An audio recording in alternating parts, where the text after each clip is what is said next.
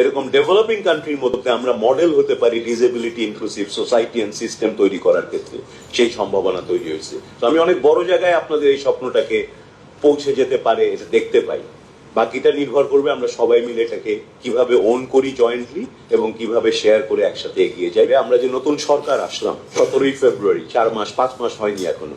আমরা আসার পরে এই বিষয়টা নিয়ে আলাপ করেছি। মাননীয় প্রধানমন্ত্রী খুব সিরিয়াস পার্সোনাল ইন্টারেস্ট আছে এই কজটায়। মানে বিভিন্ন কনভারসেশন উনি এরকম বলেছেন, ডাক্তার সাহেব আমি এটা করব, নট আমরা এটা করব। উনি খুব রেয়ারলি আমি বলেন, যে কোনো কারণেই হোক উনি এটা হৃদয় দিয়ে উপলব্ধি করেন এবং ওন করেন এই শিশু, তরুণ, যুবক, প্রতিবন্ধী মানুষদের সম অধিকার। আরেকটা জিনিস আমি ওনার কনভারসেশনে পেয়েছি, উনি এদেরকে মানে এমন জায়গায় দেখতে চান না যেখানে রাষ্ট্র এদেরকে দয়া করছে, রাষ্ট্র এদের জন্য স্পেশাল কিছু করছে। উনি ওনাদের জন্য এমন পরিবেশ তৈরি করতে চান অন্য নাগরিকের মতো একই অধিকার একইভাবে যেন সে উপভোগ করতে পারে। এটা দুইটা অ্যাপ্রোচ। তো রাইট বেসড অ্যাপ্রোচে উনি আছেন, উনি কিন্তু চ্যারিটি মডেলে নাই। সেই জায়গা থেকে উনি এই 2 মাসের মাথায় এই যে কোঅর্ডিনেশন এবং লিঙ্কেজের কথা বললেন, এবং একজন বলেছেন যে এটা একটা মাল্টি সেক্টরিয়াল ব্যাপার, উনি এই জিনিসটা উপলব্ধি করে এটার সমাধান অলরেডি পদক্ষেপ নিয়েছেন রাষ্ট্রের টপ জায়গা থেকে। ইন্টার মিনিস্টেরিয়াল 2টা কমিটি উনি তৈরি করেছেন। একটি কমিটি হচ্ছে প্রতিবন্ধীদের অধিকার এবং সেবা সুরক্ষা নীতি নির্ধারণ স্টিয়ারিং কমিটি।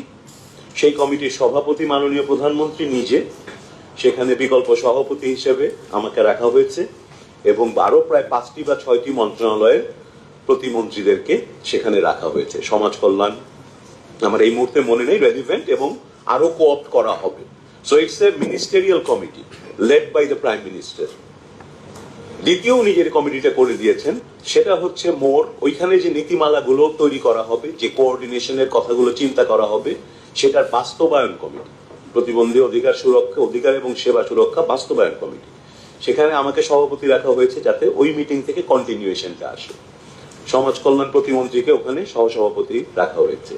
সদস্য সচিব, আমরা যেহেতু ইনিশিয়াল এই ডিসকাশনটা আমরা লিড করছিলাম, স্বাস্থ্য মন্ত্রণালয়ে স্বাস্থ্য সচিব আছেন এবং অন্যান্য রেলিভেন্ট কয়েকটি মন্ত্রণালয়ের সচিবদেরকে রাখা হয়েছে। আরো কোঅপ্ট করা হবে। সো আমরা এই 2টা কমিটির মাধ্যমে আমাদের ওই ভিশনটা তুলে ধরতে চেয়েছি যে আমরা এটাকে একটা মাল্টি সেক্টরাল ইস্যু হিসেবে ভাবি।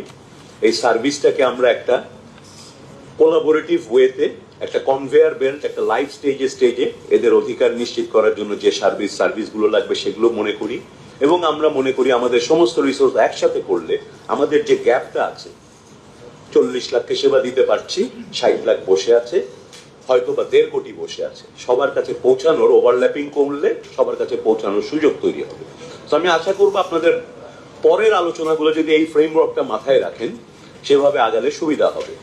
সেকেন্ডলি হচ্ছে ওনারশিপের লেভেলে, যেহেতু আমরা এই একসাথে দেখছি জিনিসটাকে, আমাদের মনে করতে হবে আমরা যেখান থেকে যা করছি এটার ওনারশিপ আমার না, আমার মন্ত্রণালয়েরও না, এটার ওনারশিপ রাষ্ট্রের, এবং আমরা সেটার বিভিন্ন সেগমেন্ট থেকে কাজ করছি। এটা রাষ্ট্রীয় একটা উদ্যোগ, রাষ্ট্র নাগরিকের অধিকার সুরক্ষার জন্য সেটা নিচ্ছে। সেই জায়গা থেকে দেখলে এমনও হবে আমরা একটা জিনিস বানিয়ে, এই যে পাইলট প্রজেক্ট বলছি, মডেল প্রজেক্ট করছি, করতে গিয়ে দেখলাম যে 6টা এলিমেন্ট আছে স্বাস্থ্য মন্ত্রণালয় লেড এই প্রোগ্রামে। পাইলট থেকে আমরা লেসন পাবো যে এই 6টার মধ্যে হয়তো 3টা ডাইরেক্টলি স্বাস্থ্য মন্ত্রণালয়ের কাজের সাথে যায়, বাকি 2টা হয়তো অন্য কোনো সেগমেন্টে প্লেস করলে বেটার ডেলিভারি হবে। তো পাইলট থেকে নেক্সট পেজে গেলে হয়তো দেখা যাবে যে আমরা long term rehabilitation, residential facility, এই এমপাওয়ারকে 6 মাস 1 বছর না, সারা জীবনের জন্য মাদার পাওয়ার করে দেওয়া, সেলফ হেল্প গ্রুপগুলোকে রান করা, কিংবা ওই যে ছবি দেখলাম আমরা একটা শিশু স্বর্গ, একটা যে প্রতিষ্ঠান, একটা স্পেস যেখানে লং টার্মে রিহ্যাবিলিটেশন হয়, এমপ্লয়মেন্টের জন্য ট্রেনিং হয়, সেগুলো হয়তো বেটার প্লেসড হবে সমাজ কল্যাণ মন্ত্রণালয়ে।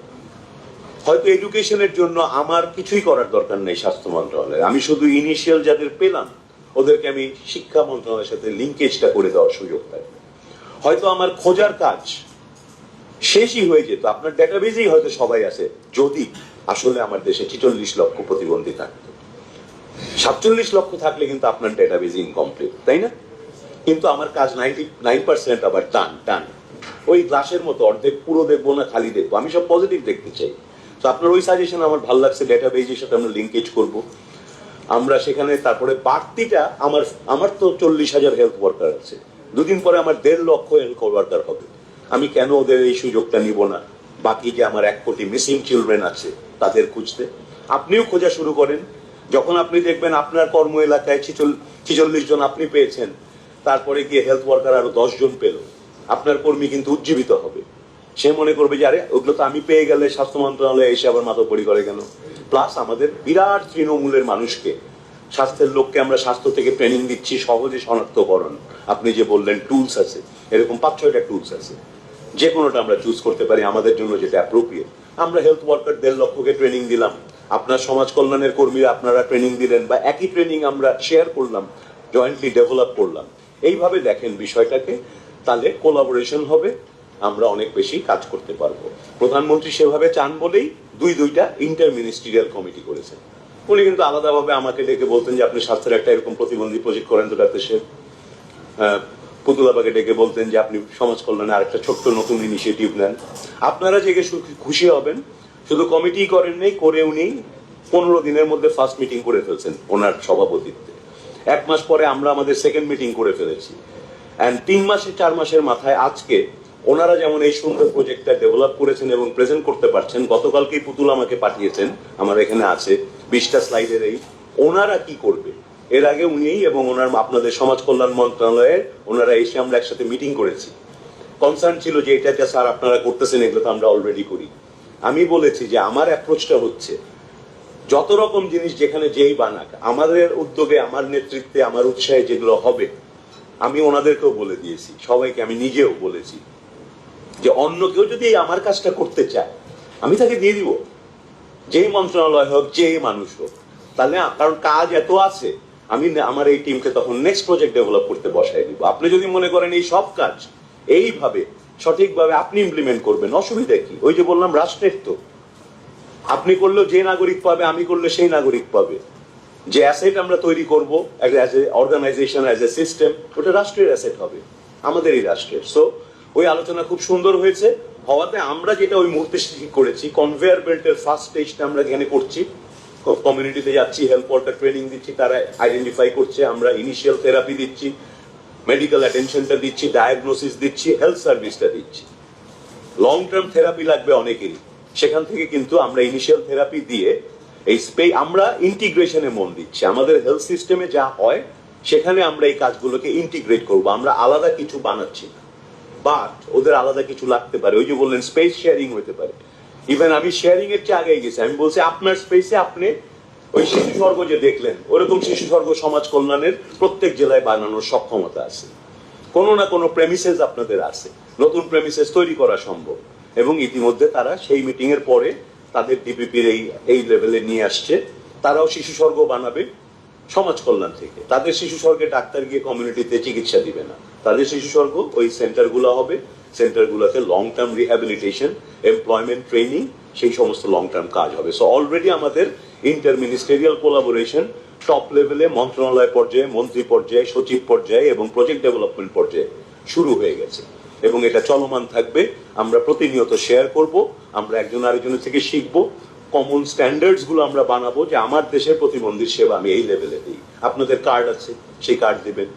তো কার্ড প্রত্যেক জায়গায় 46 লাখ বা 39 লাখ যারাই হোক তারা পেয়েছে, কিন্তু এমন কোন উপজেলা নেই আপনি গেলে পাবেন, আরো 10 জন কার্ডের জন্য ওয়েট করছে, আছে না? So there is a gap, আমরা সবাই সেই গ্যাপ পূরণে নেমেছি। এইটুকুই বলার ছিল। আর এই প্রজেক্ট থেকে আমি মনে করি যে ওনারা যেভাবে জিনিসটাকে ডেভেলপ করছেন, এটা সুন্দর একটা মডেল প্রজেক্ট হতে পারে, পোটেনশিয়াল আছে। পাশাপাশি সমাজ কল্যাণের ওটা শুরু হচ্ছে। কিছু উদ্যোগ ইতিমধ্যে ওই কমিটির মাধ্যমে প্রতিমন্ত্রীরা প্রথম মিটিংয়েই এত উৎসাহিত হয়েছেন, তারা কিন্তু প্রত্যেকে অনেকগুলো মন্ত্রণালয়ে কিছু কর্ম পরিকল্পনা অলরেডি করে কাজ শুরু করেছেন। যেমন ওদের ওই কি বলে এটাকে, যে আকাশ দিয়ে চলে ট্রেনটা, ঢাকায় হয়েছে আমাদের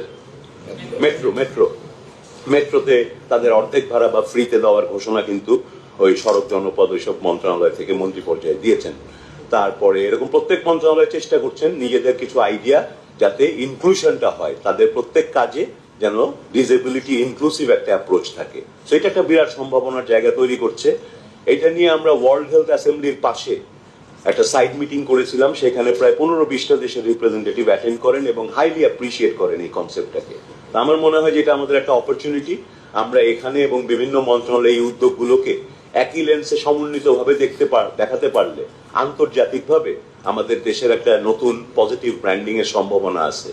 যে আমরা জানি যেমন স্ক্যান্ডিনেভিয়ান কান্ট্রিগুলো ডিসেবিলিটির ব্যাপারে সবচেয়ে ইনক্লুসিভ সোসাইটি, এটা আমরা সবাই জানি না। এরকম ডেভেলপিং কান্ট্রির মধ্যে আমরা মডেল হতে পারি disability inclusive society and system তৈরি করার ক্ষেত্রে, সেই সম্ভাবনা তৈরি হয়েছে। তো আমি অনেক বড় জায়গায় আপনাদের এই স্বপ্নটাকে পৌঁছে যেতে পারে এটা দেখতে পাই। বাকিটা নির্ভর করবে আমরা সবাই মিলে এটাকে কিভাবে ওন করি জয়েন্টলি এবং কিভাবে শেয়ার করে একসাথে এগিয়ে যাই।